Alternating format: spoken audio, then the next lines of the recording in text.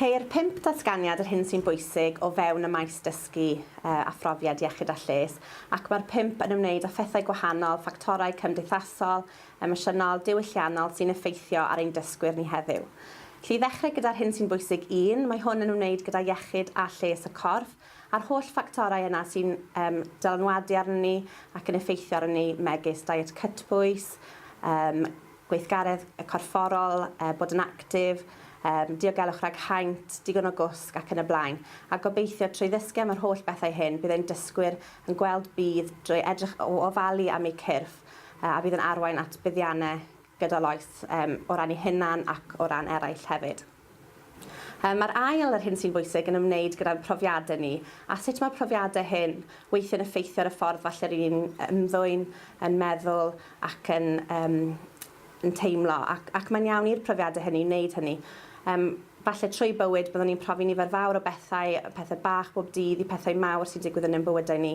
Ac falle byddwn ni'n ymateb yn wahanol iddyn nhw a byddwn ni'n rhoi'r sgiliau'r dysgwyr i ddeall bod hynny'n iawn a bod y ffordd rydyn ni'n ymddwyn ac yn ymateb i wahanol benderfyniadau a digwyddiadau mae hwnna yn iawn a sut mae'r disgyblion yn gallu delio gyda'r pethau hyn. Y trydydd hyn sy'n bwysig yw'r penderfyniadau rydyn ni'n wneud yn ein bywydau a'r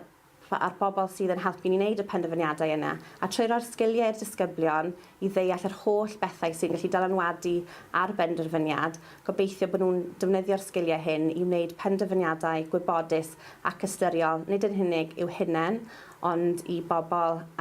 sy'n agos atynt ac i gymdeithas, a bod nhw'n deall bod goblygiadau weithiau a risg mewn gwneud penderfyniadau ac felly bydd y penderfyniadau maen nhw yn ei gwneud yn well i'w hunain ac i eraill.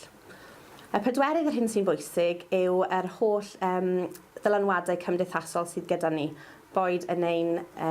teulu agos neu gyda'n ffrindiau, cyfoedion, yr ysgol i'r gymdeithas ehangach. A sut mae'r holl ddylanwadau hynny yn effeithio ar ni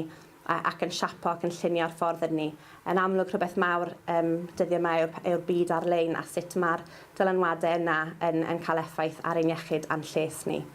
A'r 5 yr hyn sy'n bwysig yw cydberthnasau, a'n cydberthnasau iach yn ein cynnal ac yn ei datblygu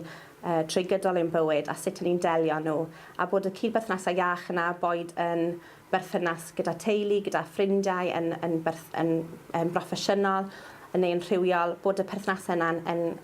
iach yna yn helpu llunio'r sut ydyn ni ac yn cael effaith fawr a sut ydyn ni'n ymdeimlo ac yn perthyn i'r gymdeithas. Mae iechyd a lles yn amlwg wedi bod yn rhywbeth mawr am flynyddoedd, ond gobeithio gyda'r maes dysgu a phrofiad hwn, mae'n golygu bod ein disgyblion ni'n cael yr holl sgiliau i wynebu pethau sy'n eu gwynebu nhw bob dydd.